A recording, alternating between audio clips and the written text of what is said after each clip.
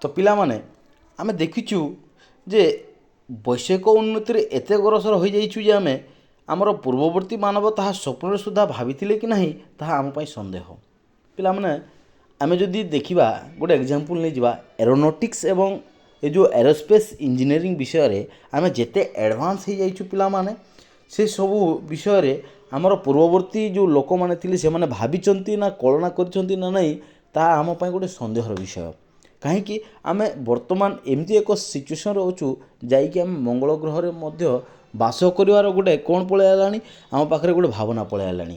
ତାହା ସେମାନଙ୍କ ପାଇଁ ଗୋଟେ କ'ଣ ହେଇଥାଇପାରେ, ମେ ବି ଗୋଟେ ବଡ଼ ଜିନିଷ ହେଇପାରେ। ସେମାନେ ତାଙ୍କର କଳ୍ପନା ରାଇଜରେ ତାକୁ ଆଣିଥିବେ ନା ନାହିଁ ତାହା ବି ଆମ ପାଇଁ ଗୋଟେ ସନ୍ଦେହର ବିଷୟ।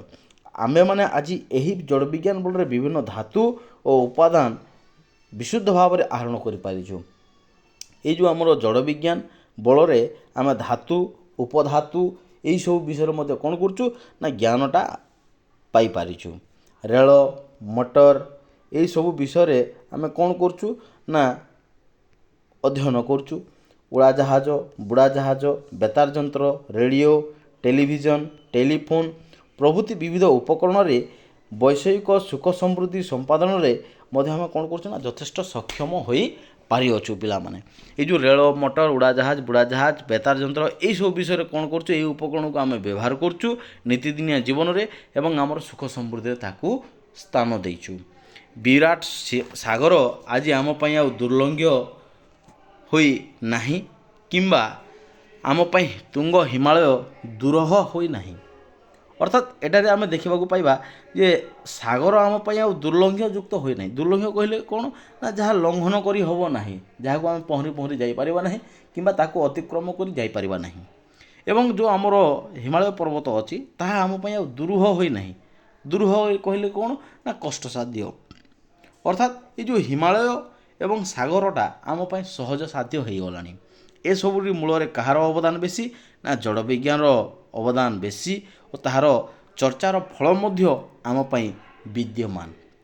ଆମେ ଦେଖିପାରୁଛୁ ପିଲାମାନେ ଯେ ଜଡ଼ ବିଜ୍ଞାନ ବଳରେ ହିଁ ଆମେ ସବୁକିଛି ଜିନିଷକୁ କ'ଣ କରୁଛୁ ନା ସମ୍ଭବପର ହୋଇପାରୁଛି ଆମ ପାଇଁ। ଜଡ଼ ବିଜ୍ଞାନ ଓ ଜୀବବିଜ୍ଞାନର ଅନେକ ଗୁଡ଼ିଏ କ'ଣ ହେଇଛି ନା ବିଭାଗ ଅଛି। ଆମେ ଜାଣିଛୁ ଯେ ସାଇନ୍ସ କ'ଣ କ'ଣ ହେଇଛି ବିଭାଗ, ଗୋଟେ ହେଲା ଲାଇଫ୍ ଆଉ ଗୋଟେ ହେଲା ଫିଜିକାଲ। ଲାଇଫ୍ ଆଉ ଫିଜିକାଲକୁ ନେଇକି ଅନେକ ଗୁଡ଼ିଏ କ'ଣ ହେଇଛି ନା ଉପବିଭାଗ ଅଛି। ସେ ଉପବିଭାଗ କ'ଣ କ'ଣ ହେଇପାରେ ପିଲାମାନେ, ଯେମିତି ଦେଖିବା ଧରିନିଅ ଜୀବବିଜ୍ଞାନ। ଜୀବବିଜ୍ଞାନ ହେଲା ଦୁଇ ପ୍ରକାର, ପ୍ରାଣୀ ବିଜ୍ଞାନ ଉଦ୍ଭିଦ ବିଜ୍ଞାନ। ଏଇ ଯେଉଁ ପ୍ରାଣୀ ବିଜ୍ଞାନ ପ୍ରାଣୀ ବିଷୟରେ ବା ଆନିମାଲ ସମ୍ବନ୍ଧୀୟ ଅନେକ ଗୁଡ଼ିଏ ଜ୍ଞାନ ଆହରଣ କରିପାରିବ। ଉଦ୍ଭିଦ ବିଜ୍ଞାନରେ ତୁମେ କ'ଣ ଦେଖିବ ନା ଯେତେ ଗୁଡ଼ିଏ ବି ଉଦ୍ଭିଦ ଗଛ ଲତା ଅଛି ସେ ବିଷୟରେ ତୁମେ ଜ୍ଞାନ ଆହରଣ କରିପାରିବ। ଏବଂ ଏଇ ଯେଉଁ ପ୍ରାଣୀ ବିଜ୍ଞାନକୁ ଆମେ କ'ଣ କହୁଛୁ ନା ଜୁଲୋଜି ବୋଲିକିରି କହୁଛୁ ପିଲାମାନେ। ଏବଂ ଉଦ୍ଭିଦ ବିଜ୍ଞାନକୁ କ'ଣ କହୁଛୁ ନା ଆମେ ବୋଟାନି ବୋଲିକିରି ମଧ୍ୟ କହୁଛୁ। ଏବଂ ଏମାନଙ୍କର ଚର୍ଚ୍ଚାରୁ ପ୍ରାଣୀର ବିଭିନ୍ନ ଗଠନ ପ୍ରକ୍ରିୟା କେଉଁ ଶକ୍ତି ବଳରେ ସେମାନେ ଜୀବନର ଅଧିକାରୀ ହୋଇଛନ୍ତି ତାହା ଆମେ କ'ଣ କରୁଛୁ ନା ସନ୍ଧାନ ମଧ୍ୟ ପାଇପାରୁଛୁ। ଏବଂ ଏମାନଙ୍କର ମୂଳ କ'ଣ ଆମେ ତାହାକୁ ଜାଣିବାକୁ ପାଉଛୁ।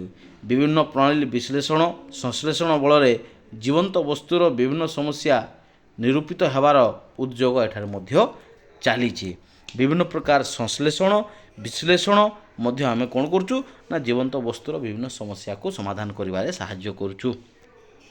ଏବଂ ବର୍ତ୍ତମାନ ବୈଜ୍ଞାନିକମାନେ ଜୀବନ୍ତ ପଦାର୍ଥର ସୃଷ୍ଟି କରିପାରିନାହାନ୍ତି। ବର୍ତ୍ତମାନ ସମୟରେ ଜୀବନ୍ତ ପଦାର୍ଥକୁ ସୃଷ୍ଟି କରିପାରିନାହାନ୍ତି। କିନ୍ତୁ ଯଦି ମୁଁ ତୁମକୁ ପିଲାମାନେ କହିବି ଏକ୍ଜାମ୍ପଲ୍ ଆଗରେ ଆମେ ଗୋଟେ ଟେଷ୍ଟ ଟ୍ୟୁବ୍ ବେବି କଥା କହିଦେବା। ଟେଷ୍ଟ ଟ୍ୟୁବ୍ ବେବିରେ କ'ଣ କରୁଛନ୍ତି ନା ସେମାନେ ଜୀବନ୍ତ ଶିଶୁକୁ ଜନ୍ମ ଦେଉଛନ୍ତି, ସେଠି ଜୀବନ୍ୟାସ ଦେଉଛନ୍ତି। କିନ୍ତୁ ଆଗାମୀ ଦିନରେ ତାହା ମଧ୍ୟ କ'ଣ ହୋଇପାରିବ ସୁଲଭ ହୋଇପାରିବ ଏବଂ ତାକୁ ଚାହିଁଲେ ମାନେ ବର୍ତ୍ତମାନର ମଣିଷ ତାକୁ ସୃଷ୍ଟି କରିଦେଇ ପାରିବ। ଯେତେ ଦୂର ଗବେଷଣା ହୋଇପାରିଛି ସେଥିରୁ ଅନେକ ଚିନ୍ତାଶୀଳ ମନୁଷ୍ୟ ସ୍ଥିର କରିଅଛନ୍ତି ଯେ ମାନବ ଦିନେ ଜୀବନ୍ତ ପଦାର୍ଥ ସୃଷ୍ଟି କରିବାରେ ମଧ୍ୟ କ୍ଷମତା ହାସଲ କରିପାରିବ। ସାଇଣ୍ଟିଷ୍ଟମାନେ ମଧ୍ୟ ଆଲୋଚନା କରୁଛନ୍ତି କ'ଣ ନା ଯେ ଜୀବନ୍ତ ପଦାର୍ଥ ଗୋଟେ ସୃଷ୍ଟି କରିବା ପାଇଁ ଏବଂ ସେଇଟା ସେମାନେ କ'ଣ କରିବେ ନା ଦିନେ ତାକୁ ନିଶ୍ଚିତ ଭାବରେ ଏମାନେ ସୃଷ୍ଟି କରିଦେଇ ପାରିବେ ଏବଂ ତାଙ୍କ ପାଖରେ କ'ଣ ଅଛି ନା କ୍ଷମତା ଅଛି। ମାନବ ଦିନେ ଜୀବନ୍ତ ପଦାର୍ଥ ସୃଷ୍ଟି କରିବାର କ୍ଷମତା ବା କ୍ଷମ ହୋଇପାରିବ, ମାତ୍ର ତାହା ବହୁତ ଦୂର ଭବିଷ୍ୟତ କି ନିକଟରେ ହେବ ତାହା କହିବାର ପ୍ରୟାସ ଗୋଟେ ଧୃଷ୍ଟତା ମାତ୍ର ରୂପେ ପରିଗଣିତ ହୋଇଥାଏ। ସତ କଥା ଯେ ଆମେ ଜନ୍ମ ଦେବାଟା ଆମ ହାତରେ ନୁହେଁ, କିନ୍ତୁ ସାଇନ୍ସ କହୁଛି ଯେ ଆଗାମୀ ଭବିଷ୍ୟତରେ କ'ଣ ହେବ, ନିଶ୍ଚିତ ଭାବରେ ଜୀବନ୍ତ ପଦାର୍ଥକୁ ସାଇଣ୍ଟିଷ୍ଟମାନେ ତାକୁ ସକ୍ଷମ ହୋଇପାରିବେ ଏବଂ ଏହା ଆମେ କହିବାଟା ଗୋଟେ ଆମ ପାଇଁ ଗୋଟେ ଧୃଷ୍ଟତା ମଧ୍ୟ ହୋଇପାରେ। ଏହି ଜୀବବିଜ୍ଞାନ ବଳରେ ଆମ୍ଭେମାନେ ଆଣବିକ ଜୀବନ୍ତ ପଦାର୍ଥ ଠାରୁ ଆରମ୍ଭ କରି ବିଶାଳକାୟ କ'ଣ କରୁଛୁ, ହସ୍ତି, ତିମି, ବଟବୃକ୍ଷ ପର୍ଯ୍ୟନ୍ତ ସମସ୍ତ ବିଶ୍ଳେଷଣ କରି ବିଭିନ୍ନ ପ୍ରକ୍ରିୟା ସମସ୍ୟାର ସମାଧାନରେ ଅନେକ ପରିମାଣରେ ସଫଳ ମନୋରଥ ମଧ୍ୟ ହୋଇପାରିଥାଉଁ।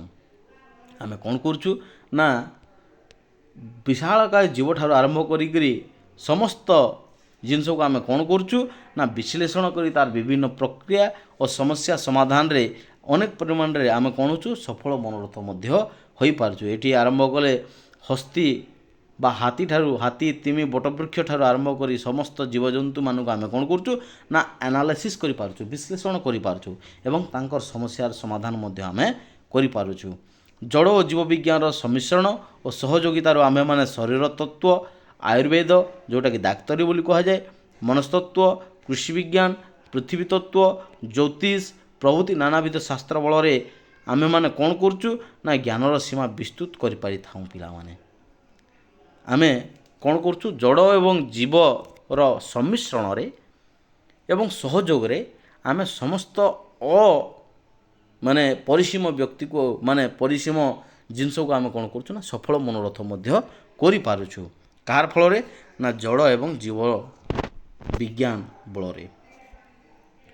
ବିଭିନ୍ନ ବିଭାଗର ସାହାଯ୍ୟ ବଳରେ ଇଞ୍ଜିନିୟରିଂ ପ୍ରଭୃତିରେ ପରାକାଷ୍ଠା ଲାଭ କରିଥାଉଁ ଏବଂ ଏମାନଙ୍କ ବଳରେ ଆମେମାନେ ବୈଷୟିକ, ମାନସିକ, ଶାରୀରିକ ଉନ୍ନତି ବହୁ ପରିମାଣରେ କରିପାରିଥାଉଁ ଏବଂ ବିଭିନ୍ନ ରୋଗ କବଳରୁ ମଧ୍ୟ ଆମେ କ'ଣ କରିଥାଉ ନା ଲାଭ କରିଥାଉଁ ବା ରୋଗମୁକ୍ତ ହୋଇପାରିଥାଉଁ। କାହା ବଳରେ? ଏଇ ଯେଉଁ ଜୀବବିଜ୍ଞାନ ଏବଂ ଜଡ଼ ବିଜ୍ଞାନ ବଳରେ। ଅନେକ ହେତୁ ଏହିସବୁ ବିଭିନ୍ନ ବିଜ୍ଞାନ ଓ ଶିକ୍ଷାର ପ୍ରସାର ହୋଇପାରୁନାହିଁ। ବିଶ୍ୱ ମାନବିକତାର ବିକାଶ ଆଜି ଯାଏଁ ହୋଇପାରିନଥିବାରୁ ମାତ୍ର ଏହାଦ୍ୱାରା ଯେ ଆମମାନଙ୍କର ଉନ୍ନତି ଅବଶ୍ୟ ଭାବି ସେଥିରେ ଅଣୁମାତ୍ର ସନ୍ଦେହ କରିବାର ନାହିଁ। ଆମର ନିଶ୍ଚିତ ଭାବରେ କ'ଣ ହେବ ନା ଆମର ଉନ୍ନତି ହେବ ଏବଂ ଉନ୍ନତିର ପଥ କିଏ ଉନ୍ମୁକ୍ତ କରିବ? ଜଡ଼ ବିଜ୍ଞାନ ଏବଂ ଜୀବବିଜ୍ଞାନ। ତେଣୁ ପିଲାମାନେ ଜୀବନରେ ବାସ୍ତବରେ ଦୁଇଟା ଜିନିଷ ହିଁ ଦରକାର, ଗୋଟେ ହେଲା ଜଡ଼ ଏବଂ ଆଉ ଗୋଟେ ହେଲା ଜୀବ। ଧନ୍ୟବାଦ। ଆଜି ପାଇଁ ଏତିକି, ପୁଣି ଦେଖା ହେବ ଅନ୍ୟ ଏକ ଭିଡ଼ିଓରେ।